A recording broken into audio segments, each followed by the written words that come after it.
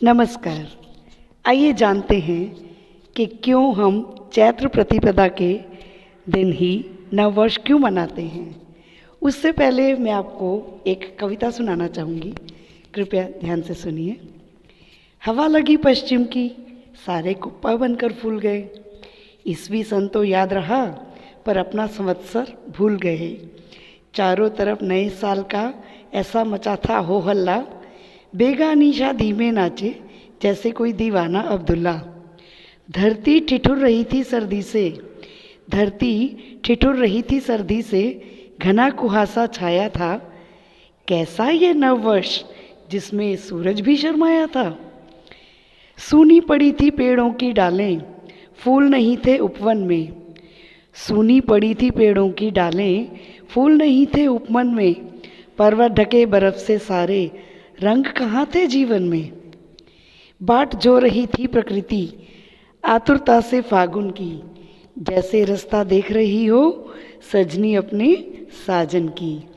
हम अपना नववर्ष मनाएंगे, लिए बहारें आंचल में।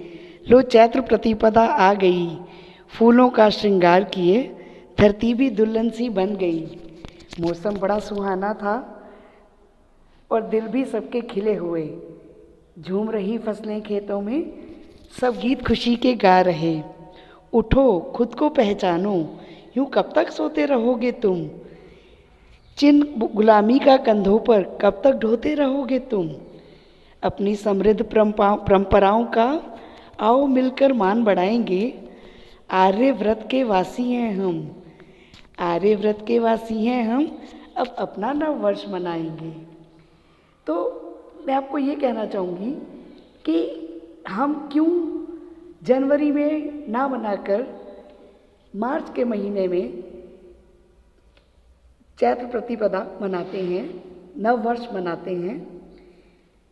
ना ऋतु बदली, ना मौसम, ना कक्षा बदली, ना सत्र, ना फसल बदली, ना खेती, ना पेड़ पौधों की रंगत, ना सूर्य चांद सितारों की दशा और ना ही नक्षत्र।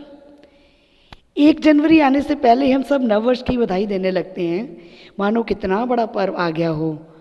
और जब नया वर्ष चैत्र के महीने में शुरू होता है तो बहुत ही कम व्यक्ति एक दूसरे को नववर्ष की बधाई देते हैं, जो कि हिंदू धर्म के लिए बिल्कुल भी सही नहीं माना जाता है।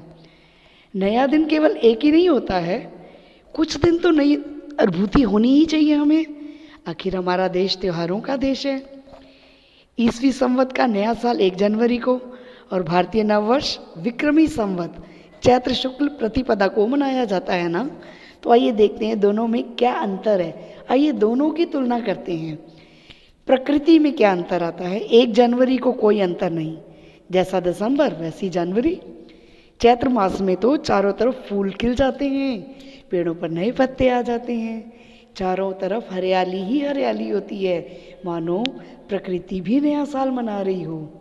वस्त्र दिसंबर और जनवरी में वही वस्त्र, वही कंबल, रजाई, ठिठुरते हाथ पैर। और चैत्र मास में सर्दी जा रही होती है और गर्मी का आगमन होने जा रहा होता है। विद्यालयों की बात करें तो विद्यालयों का नया सत्र भी दिसंबर में नहीं, जनवरी में नहीं, मार्च और अप्रैल में ही शुरू होता है। नया वित्तीय वर्ष दिसंबर जनवरी में कोई खातों की क्लोजिंग नहीं होती है, जबकि 31 मार्च को बैंक में ऑडिट होता है, सारे क्लोजिंग होते हैं, नए बही खाते खोले जाते हैं और सरकार का भी यही नया सत्र शुरू होता है। कैलेंडर, हाँ, जनवरी में नया कैलेंडर आता है, चैत्र में नया पंचांग आता है। पंचांग में ही सारे भारतीय पर्व, विवाह और अन्य मुहूर्त देखे जाते हैं। इसके बिना हिंदू समाज जीवन की तो हम कल्पना भी नहीं कर सकते हैं। इतना महत्वपूर्ण होता है ये पंचांग, जबकि कैलेंडर में इतनी डिटेल्स, इतना नहीं बताया जाता है। अब हम किसानों की बात करते हैं। किसानों के लिए भी नया साल दिसंबर जनवरी में नहीं, वही की वही फसलें होती हैं, जबकि मार्च अप्रैल में फसल कटती है, नया अनाज घर में आता है और किसानों में भी नया उत्साह होता है और उनको भी नया वर्ष मनाने में बहुत अच्छा लगता है। पर्व मनाने की विधि को देखें तो 31 दिसंबर की रात नए साल के स्वागत के लिए लोग खूब मदिरा पान करते हैं, हंगामा करते हैं। रात को पीकर गाड़ी चलाने से दुर्घटना की संभावना और रेप जैसी वारदात, पुलिस प्रशासन बेहाल, भारतीय संस्कृति के मूल्यों का विनाश ही होता है। जबकि भारतीय नववर्ष व्रत से शुरू होता है और उस दिन पहला नवरात्र भी होता है। घर घर में माता रानी की पूजा होती है, शुद्ध सात्विक वातावरण बनता है। ऐतिहासिक महत्व की बात करते हैं तो 1 जनवरी को कोई ऐतिहासिक महत्व नहीं है, जबकि चैत्र प्रतिपदा के दिन महाराज विक्रमादित्य द्वारा विक्रम संवत की शुरुआत हुई थी। भगवान झूलेलाल का जन्म, नवरात्रि प्रारंभ, ब्रह्मा जी द्वारा सृष्टि की रचना इत्यादि, इन सब का संबंध इसी दिन से ही है। अंग्रेजी कैलेंडर की तारीख और अंग्रेजी मानसिकता के लोगों के अलावा कुछ नहीं बदला। अपना नव संवत ही नया साल है। जब ब्रह्मांड से लेकर सूर्य चांद की दशा, मौसम, फसल, कक्षा, नक्षत्र, पौधों की नई पत्तियां, किसान की नई फसल, विद्यार्थी की नई कक्षा, मनुष्य में नया रक्त संचरण आदि परिवर्तन होते हैं, जो कि विज्ञान पर ही आधारित है। आइए अपनी मानसिकता को बदलिए, विज्ञान आधारित भारत काल गणना को पहचानें। स्वयं सोचे कि क्यों मनाएं हम 1 जनवरी को नया वर्ष। केवल कैलेंडर बदलें, अपनी संस्कृति नहीं। आओ जागे जगाएं, भारतीय संस्कृति अपनाएं और चैत्र प्रतिपदा को ही हम अपना नया वर्ष मनाएं। और तो और नव वर्ष को एक दूसरे को अभिनंदन करने का भी एक नया तरीका अपनाएं।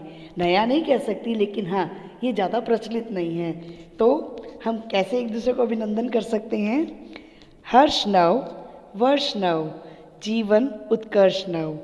यानी नया हर्ष पैदा होता है लोगों के मन में इस नव वर्ष पे, और प्रभु सबके जीवन में सफलता को उत्कर्ष तक पहुँचाए।